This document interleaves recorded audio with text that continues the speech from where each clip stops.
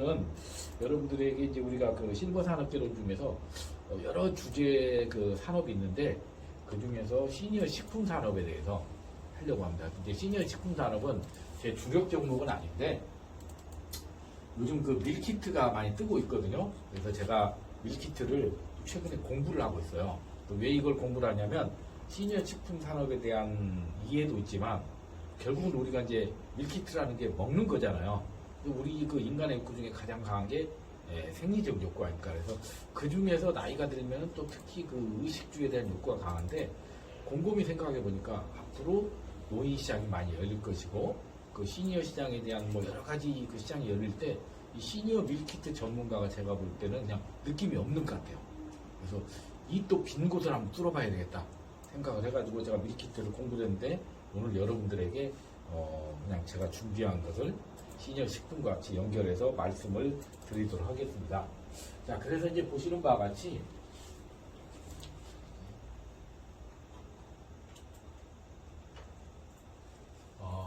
이제 첫 번째 주제는 크게 세 꼭지로 말씀드릴 예정이거든요. 첫 번째 주제는 시니어 식품 산업. 시니어 식품 산업에 대해서 첫 번째 소개를 해드리고 시니어 식품 산업 끝나면은 밀키트의 배경과 시장 현황, 그리고 마지막에 밀키트의 전망하고 창업 단계를 설명을 드리도록 하겠습니다. 자, 시니어 식품 산업이라는 것은, 시니어라는 것은 여러분들 아시는 것처럼 50대 이상을 말하죠. 그래서 시니어를 대상으로 해서 신체적 심리적 변화에도 선호하는 식품을 꾸준히 섭취할 수 있도록 해서 질병 및 예방 치료, 노화 억제 및 영양과 건강 상태에 도움을 주도록 특별히 고안된 식품. 굉장히 말은 복잡하지만 쉽게 말해서 나이가 들면은 가장 문제가 되는 게 여러 가지 기능들이 저하가 되잖아요. 그런데 아직 다행히 저는 임플란트를 아직까지 한 개도 안 했어요. 근데 제 나이 또래를 보면은 기본 임플란트를 한두 개씩 하고 있어요. 그러면 나이가 들면 가장 문제가 되냐면은 씹는 기능이 굉장히 문제가 돼요. 그 씹는 기능이 문제가 되다 보면 그 다음에 삼킴 기능이 문제가 되고 그 다음에 문제가 돼 소화 기능이 문제가 이게 3대 기능이 문제가 되거든요.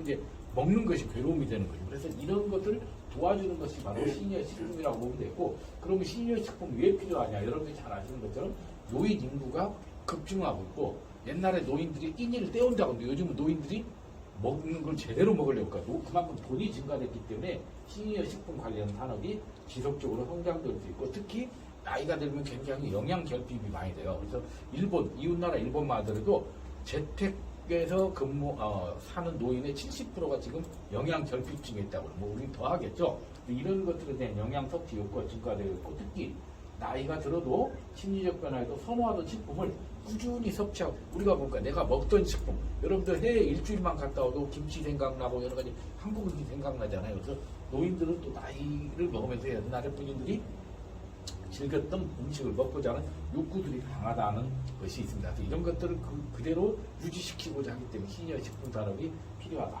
그러면 이것을 또 다른 말로 하면은 고령 친화 식품을 제가 좀 개인적으로 제가 이쪽에 뭐 전문가 그룹에 들어가 있지는 않지만 만약에 제가 들어간다면 제가 제일 먼저 바꾸고 싶은 게 이 고령이라는 단어를 다 쓰고 싶어요.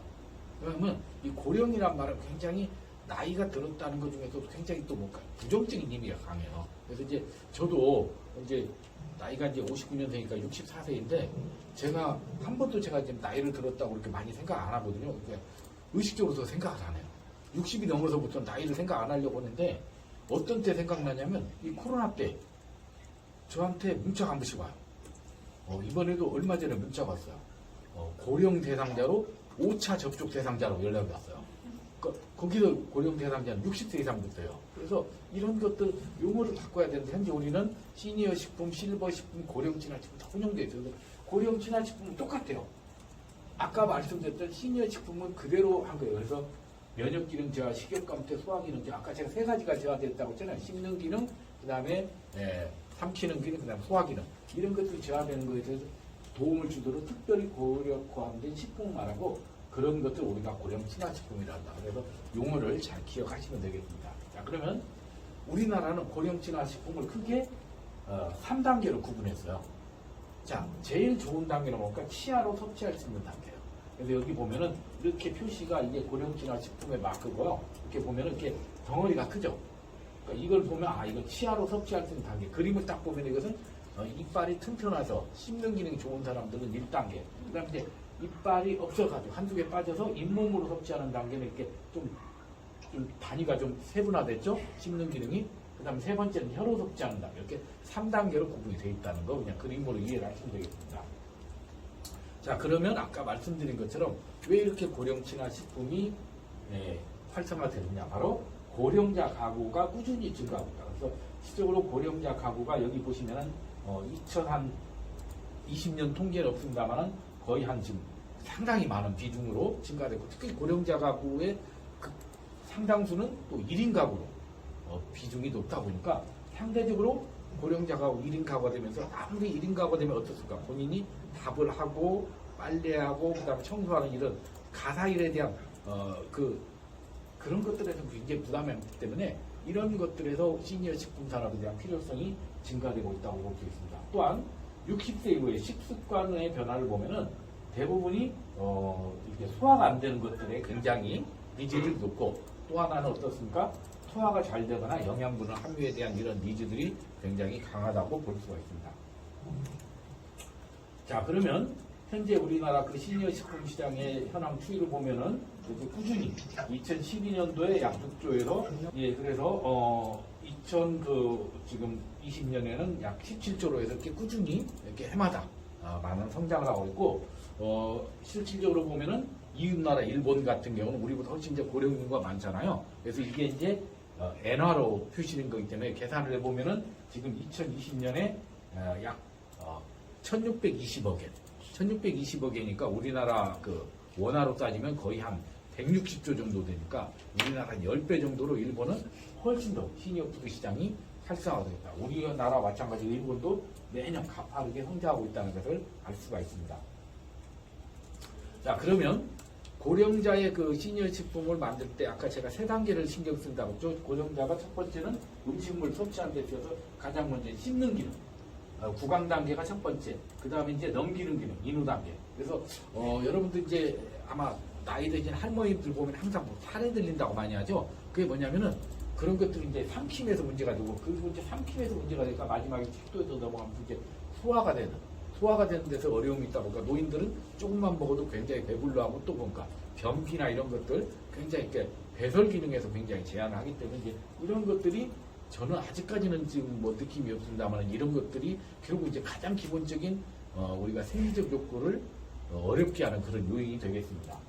자, 그러면 특히 나이가 들면 가장 문제가 되는 게 이렇게 넘기는 단계에서 가장 문제가 된다고 합니다.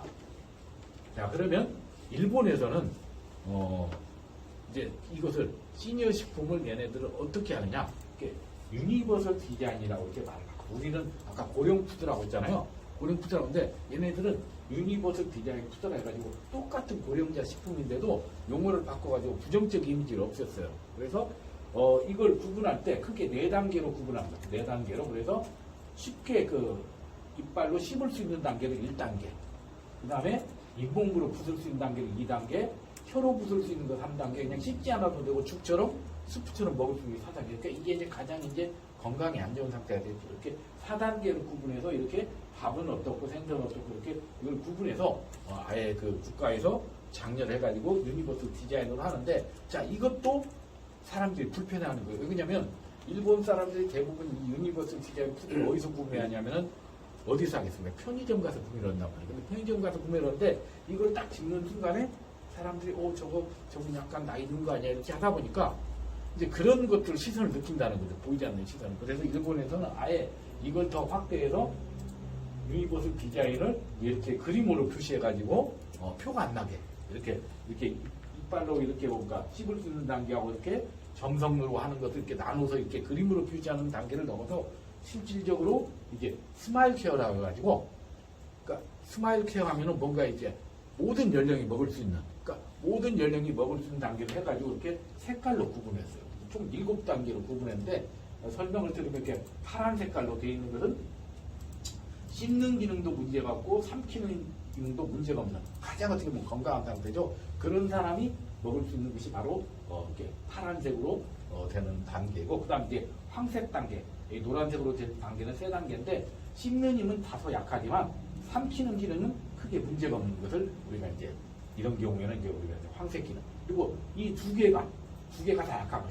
씹기도 어렵고 삼키는 기능도 없는 것을 이렇게 분홍색으로 해가지고 이렇게 3단계로 구분해서 크게 색깔로는 3단계 그리고 기능으로는 7단계로 구분해서 굉장히 세분화돼서 아까 여러분들 우리 거 보면 어떻습니까? 우리는 잇몸, 그 다음에 이빨, 잇몸, 혀 이렇게 3단계로 되는데 얘네들은 그거를 7단계로 구분해서 굉장히 다양하게 자신의 건강 상태라든지 씹는 상태 이런 것들을 구분해서 이렇게 구분하고 있는 것들이 특징이라고 볼 수 있다. 그만큼 일본은 이제 우리보다 워낙 고령층이 많다 보니까 식품 하나를 만들고 그 다음에 또 제조하고 이렇게 분배하는 데도 굉장히 이렇게 다양하게 하는 것을 알 수가 있습니다. 자, 그러면 현재 시니어 식품에 우리나라도 많은 대기업들이 뛰어들죠. 그 대기업들 중에 현대, 그 다음 대상, 풍원 이런 기업들이 이제 시니어 식품에 뛰어들고 있습니다. 그 이유는 뭡니까? 이제는 돈이 된다는 걸 아는 거죠. 자, 그래서 이 시니어 식품이 이렇게 활성화가 되고 있다고 말씀을 드릴 수가 있습니다. 자, 그러면 이게 요즘 여러분들 그 옛날에 재테크라는 얘기 많이 들어봤죠? 재테크라는 얘기 많이 들었는데 요즘은 뜨는 얘기가 바로 푸드테크입니다. 푸드테크가 뭐냐면 그 사람들이 특히 이 푸드테크가 뜬 이유는 바로 코로나 때문에 사람들이 재택근무를 하면서 밖에서 본인들이 생활하는 시간을 전부 집에서 있다 보니까 어떻습니까? 가족들이 집에 있으면서 가장 많이 할 수 있는 게 먹는 거거든요. 먹는 건데 먹거리를 제대로 먹어야 되는데 이런 것들을 먹게 되면서 이제 건강한 먹거리를 찾게 되는 거죠. 그래서 이 먹는 것과 ICT 기능이 결합돼서 이것을 앞으로 새로운 산업으로 뜬 것이 바로 푸드테크예요. 그래서 푸드테크라는 것은 꼭 음식만이 아니고 이렇게 5가지 정도를 크게 푸드테크를 합친 것을 이제 푸드테크라고 하는데 현재 전 세계적으로 한 200조 시장이 넘는 정도 계속해서 시장 규모가 커지고 있다고 합니다. 그래서 푸드테크에서 첫 번째는 뭐냐면 이 배달 정도로 했는데요. 이미 지금 우리나라에서 도미노 피자가 지금 드론으로 배달하고 있어요. 근데 옛날 도미노 피자가 30분 안에 배달 안 하면 뭐 이렇게 다 물려준다고 했잖아요. 지금 드론으로 배송하는데 5분 내에서 7분밖에 안 걸린대요. 그러니까 배달하면 7분 정도가 된다. 특히 우리나라 굉장히 거리도 작고 잘 돼 있잖아요. 그래서 드론으로 배달하는 것들이 활성화가 되어 있고, 제가 엊그저께 이제 우연히 그 텔레비전에서 그 농업 관련 프로를 봤는데, 그 귀농 그 젊은 그 청년 농업인이 과거에는 한 2,000평 정도의 논에다가 그 농약을 뿌리는데 트랙터나 이런 그 기계로 뿌리는데 한 4시간 걸렸던 것이 지금은 드론으로 뿌리는데 있잖아요. 2분이면 뿌리더라고요. 2분이면. 그만큼 이제 모든 것이 이렇게 이제 이런 ICT하고 이런 융합 기능이 개발되면서 이제 음식 그 배송도 드론으로 배송하는 것도 이제 푸드테크에 해당되는 거죠. 그 다음에 요즘 또 여러분들 뭔가 그 스마트팜이라고 많이 들어보셨죠? 그래서 시티팜, 스마트팜 많이 들어보셨잖아요. 그래서 요즘 이제 사람들이 도심의 옥상 같은데 내가 이제 텃밭 만들기, 뭐 아파트 베란다에 텃밭 만들기 이런 거 있잖아요. 이제 이런 것들은 약간의 흙이 필요한데 흙으로 하다 보면은 이제 집안에 어떤 좀 약간 지저분하고 미생물이 생길 수 있고 이러다 보니까 아예 우리가 이제 실내 수경재배 어항에 예를 들어서 고기를 키우듯이 내가 거기에서 내가 원하는 채소나 농작물 재배하는 이런 실내 수경재배도 굉장히 빠르게 성장하고 있습니다. 근데 이것도 푸드테크의 일종이고 또한 대표적인 게 이제 음식을 여러분들 아마 3D 프린터를 해가지고 뭐 집을 새로 짓는다, 공산품 만다 이런 거 많이 들어봤죠. 근데 이미 이제 이 3D 프린터로 우리가 먹는 음식을 만드는 단계에 와 있는데 현재는 굉장히 비용이 비싸서 아직은 활성화가 안 되는데 이게 만약에 활성화되면은 저는 가장 큰 시장이 되리라고 봅니다. 왜 그러냐? 제가 여러분들에게 전에 아마 다른 교과목에서 말씀을 드렸을 건데 우리가 지금 건강 관리에서 가장 중요한 게 뭐냐면요. 운동보다 더 중요한 게 좋은 먹거리를 먹는 거라고 말씀드렸어요. 그건 왜 그러냐면 우리가 먹는 기본적인 음식 중에서 가장 우리가 많이 먹는 게 삼겹살이라든지 이렇게 통닭 같은 거 많이 먹잖아요. 그런 것들이 실질적으로 보면은 굉장히 위생적으로 좋지 않다고 말씀드렸어요. 실적으로 우리가 먹는 통닭은 알에서 깨어나서 한 달 정도 된 통닭을 우리가 이제 통닭으로 먹거든요. 그럼 닭이 원래 15년을 사는데 한 달 동안에 딱 1.7kg 만들어서 여러 번 뱃속으로 들어오는데 그 사이에 그 닭을 1.7kg 상품 만들기 위해서 수많은 우리 몸에 안 좋은 항생제를 먹여서 키워가지고 먹여서 우리가 잡아먹거든요. 그래서 그런 것들을 안 먹으려면 결국 인간이 고기를 안 먹을 수는 없잖아요. 그래서 그런 것들을 해결하기 위해서 어떤 동물 윤리에 반하는 그런 것들을 해결하기 위해서 이제 3D 프린터로 만드는 이런 식품들이 앞으로 활성화돼서 대체육이라고 하죠. 대체육. 요즘 콩고기 뭐 이런 거 많이 들어보셨잖아요. 이런 시장이 활성화되면은 이제 우리가 인간들이 비윤리적으로 소나 돼지나 닭을 키우던 그런 축산업들이 사라지게 되면은 훨씬 더 지구도 깨끗해지고 시장도 이제 좋아지는 그런 현상이 되지 않을까. 그래서 빨리 이런 시장이 이루어져야 되는데 이제 이런 3D 프린터로 하는 시장. 그리고 네 번째 이제 아마 여러분도 간혹가다 이런 거 보죠. 식당 같은 데 보면 이제 로봇이 와 서빙하는데 사람들이 있잖아요. 희한하게 있잖아요. 그 서빙하는 사람들이 잘못하면은 사람들이 화를 내는데 로봇이 잘못하면 오히려 기뻐한대요. 막 좋아한대요. 그래서 로봇이 서빙해서 배달이 잘못돼도 오히려 로봇을 쓰다듬어 준대요. 그래서 굉장히 사람들이 같은 어떤 서빙을 했을 때 사람이 잘못했을 때하고 로봇이 잘못했을 때 인지에 대한 그 허용도가 다르다고 합니다. 그래서 이제 서빙 로봇이 등장하고 그다음에 이제 여러분들이 지금도 갖고 있는 이 스마트폰 하나로 온라인 유통을 통해서 하는 것들 이런 것들을 전부 합치면서 우리가 푸드 테크놀로지를 하다. 이런 것들이 이제 앞으로 활성화돼서 우리 시장에 기여가 되면은 훨씬 더 이런 것들이 이제 우리가 이제 우리의 먹거리를 도와주고 특히 결국은 이런 푸드 테크놀로지는 결국은 가장 먹는 데서 취약계층인 시니어 계층에 가장 획기적인 아마 기여를 할 것으로 저는 개인적으로 생각을 합니다. 자, 그래서 이제 시니어 식품 산업 현황을 보면은 여러분들 보시는 바와 같이 이렇게 가파르게 성장하고 있는데 특히 푸드 테크놀로지에서 보면은 과거에 이제 이 파란색이 북미 시장이었는데 북미 시장보다는 실제로 이제 아시아 시장권이 굉장히 빠르게 성장한다는 걸 알 수 있습니다. 그 이유는 뭔가 아시아가 그만큼 이제 노년층 인구도 늘어나고 노년층의 소득이 높은 중산층이 많아지다 보니까 거기에 맞는 그런 시장이 빠르게 성장할 것으로 예측이 되고 있습니다. 자, 그러면 이제 우리나라에서도 제가 이걸 이제 공부하다 보니까 정말 놀라운 사실이 우리나라에서 지금 식품 기업으로 가장 잘 나가는 기업이 CJ입니다. 그렇죠? 여러분도 아마 CJ 기본적으로 한두 개는 다 드실 거예요. 그래서 CJ가 지금 거의 한 6조 정도의 지금 시가총액을 가지고 물론 이제 통계에 따라 좀 차이가 있습니다. 한 6조 정도 되는데 실질적으로 배달의 민족의 지금 가치가 얼마냐면 2021년 기준 35조예요. 근데 여러분들 어떻습니까? 배달의 민족에서 여기서 식품 만드는 거 하나도 없죠. 그런데 여기가 푸드테크하고 연결되다 보니까 우리나라에서 가장 매출이 높은 식품 기업인 CJ보다도 6배 이상 크다는 거죠. 결국 우리가 뭡니까? 실질적으로 보면은 이제는 제품을 만드는 제조업이 시장을 지배하는 것이 아니라 결국은 기술과 결합해서 융합하고 플랫폼을 갖고 있는 기업들, 마켓 관리부터 전부 다 이런 것들이 이제는 푸드테크 기업들이 성장하고 있고 이건 우리나라뿐만 아니라 미국, 유럽도 다 마찬가지다. 결국 이제는 플랫폼과 결합된 그런 기반을 가진 시장만이 성공할 수 있다는 것을 우리가 이걸 통해서 알 수가 있습니다.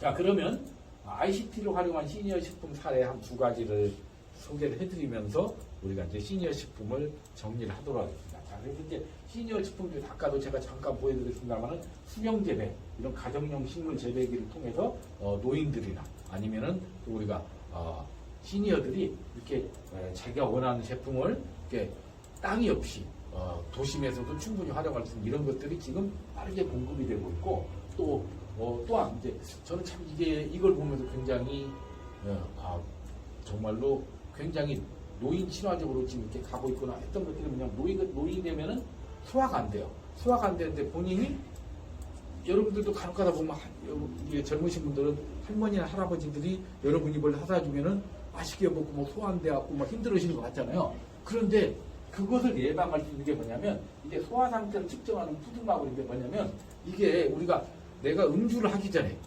음주 측정을 해서 예상이 되면은 운전 안 하면 되잖아요. 그런 것처럼 이 푸드마블은 내가 노인들이 식사를 하기 전에 본인이 이렇게 불어가지고 자기 장생들을 체크를 하면은 예를 들어서 색깔에 따라서 소화가 잘 될 수 있다고 판단되면 파란색이 나오고 소화가 좀 힘들다고 하면 빨간색이 나오고 그걸 본인이 보고 본인이 그 상태에 따라서 이제 음식을 조금 적게 먹거나 아니면은 그 점도에 따라서 구분해서 먹어서 소화 상태로 해서 쉽게 소화될 수 있는 이런 것까지 이제 나와 있다고 합니다. 그 이외에도 여기서 노인의 소변 색깔만 가지고도 노인이 현재 어떤 상태인지 뭐 예를 들어서 저혈당 음식을 먹어야 되는 이런 것들을 예측할 수 있는 이런 것들이 굉장히 이제 많이 개발돼서 ICT가 개발돼서 노인들이 그것만 잘 통제를 하더라도 건강을 잘 지킬 수 있는 이런 단계에 올라가 있다고 합니다. 또 나이가 든다 하더라도 우리는 맛에 대한 것도 똑같은 것 같아요. 그러니까 이제 저도 이제 60대가 되다 보니까 이제 가장 우리가 나이 든 사람에 대한 몇 가지 오해들이 있는데 나이가 들면은 뭐 힘이 없다. 나이가 들면은 별로 예를 들어서 맛있는 것에 대한 어떤 관심이 없을 거다 생각하는데 여러분들이 이제 제 나이는 안 됐지만 여러분들이 10년 전과 지금하고 맛에 대한 변화가 있는 게 별로 없을 거예요. 그죠? 오히려 더 맛있는 거 땡기고 그러잖아요. 근데 저도 생각은 똑같아요. 근데 제가 젊었을 때는 어떤 생각이냐면 저희 외할머니가 항상 이제 옛날에 저희 때는 언제 외식을 했냐면은 집안에 졸업생이 있어야 외식을 했어요. 졸업생이면은 그 졸업생을 축하하는 것이 그 즐거움이 아니라 오늘 군만두 먹고 이렇게 짜장면 먹고 이랬다. 근데 항상 가면은 저희 외할머니나 친할머니 항상 제 기억에 자기는 짜장면 안 먹는다고 했었어요. 그 실제로 막 할머니 덜어주면 우리가 먹고 있거든요. 근데 제가 해보면은 지금 생각하면 할머니는 짜장면 먹고 싶었는데 그냥 손주들 주려고 안 먹었던 거거든요. 그래서 이제 나이 드신 분들이 이렇게 비싼 우리로 따지면 뭐 이연복 셰프라든지 이렇게 굉장히 잘 나가는 셰프들의 음식을 먹을 수 있도록 이렇게 유럽에서는 이렇게 시니어들의 어떤 전문 요리사가 나이 든 사람의 사는 곳에 찾아가서 이렇게 제품을 공급해주는 이런 셰프 시니어라는 이런 것들도 한 $10 정도, $10,000 정도로 유명 셰프의 제품을 제공해주는 이런 것도 요즘 이제 시니어 푸드 산업으로 발전할 만큼 그만큼 굉장히 노인들의 복지와 먹는 즐거움을 연결시키는 그런 것으로 활성화가 됐다고 말씀을 드릴 수가 있습니다. 자, 이상으로 이제 시니어 식품 산업에 대한 소개를 간단히 마치도록 하겠습니다. 그래서 여러분들께서 또 이쪽 시니어 식품에 대해서 궁금하신 것들은 또 제 강의 말고도 워낙 또 많은 또 이렇게 동영상이나 이런 것들이 있기 때문에 활용을 하시면 됐고 제가 또 추천해드린 실버 산업개론이라는 책자에 보면은 시니어 식품에 대해서 잘 소개가 되어 있으니까 추가로 학습하시는 분들은 학습을 하시면 되겠습니다. 이상으로 마치도록 하겠습니다.